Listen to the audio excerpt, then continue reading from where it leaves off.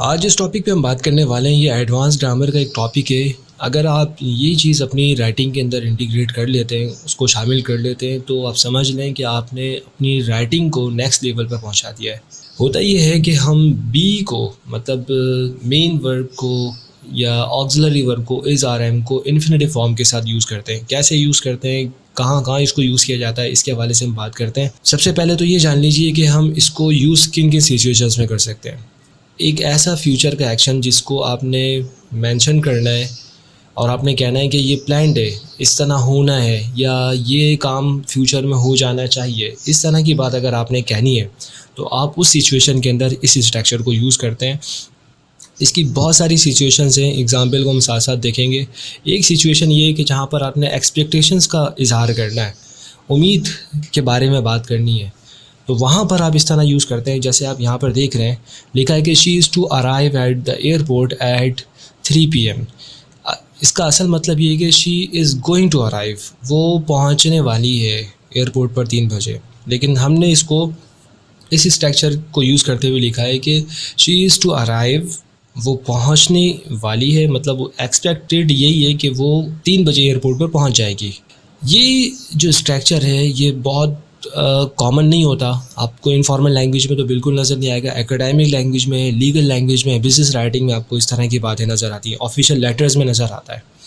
इसी तरह इसकी जो दूसरी सिचुएशन है जहाँ पर हम इसको यूज़ करते हैं वो है ऑब्लिगेशन पर बात करना, किसी ज़िम्मेदारी पर, ड्यूटी, रिस्पॉन्सिबिलिटी पर बात करना। जैसे आप अगर कहना चाहते हैं अपने स्टूडेंट्स को, कह रहे हैं फॉर एग्ज़ाम्पल कि फ्राइडे तक आपका असाइनमेंट जमा हो जाना चाहिए या आपने जमा करवाना है, तो आप ये कह सकते हैं you are to submit your assignment by Friday. इसका मतलब ये होगा you have to submit your assignment by Friday, कि फ्राइडे तक आप अपना असाइनमेंट सबमिट करवाएंगे। इसका मतलब यही बन रहा है कि you are required submit your assignment. Clear है। इसकी जो थर्ड सिचुएशन है वो है स्केजुअल पे बात करने की, यानी ये समझ लें कि the meeting is to take place in the conference room at 10 AM।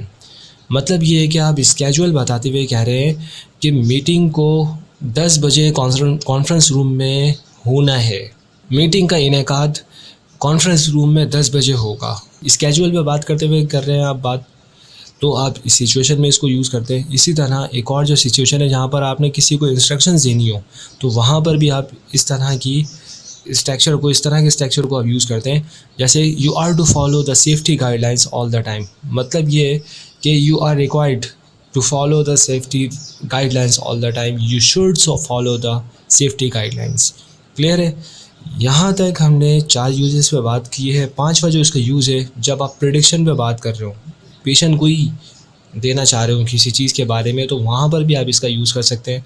जैसे कहने वाले ने कहा कि the weather forecast says it is to rain tomorrow. Weather forecast का कहना ये है, मतलब वेदर फोरकास्ट ये कहता है, मौसम की पेशगोई करने वाला जो अमला है वो ये कहता है कि it is to rain tomorrow, कि कल बारिश होनी है। इसका मतलब ये है कि it will rain tomorrow. Clear.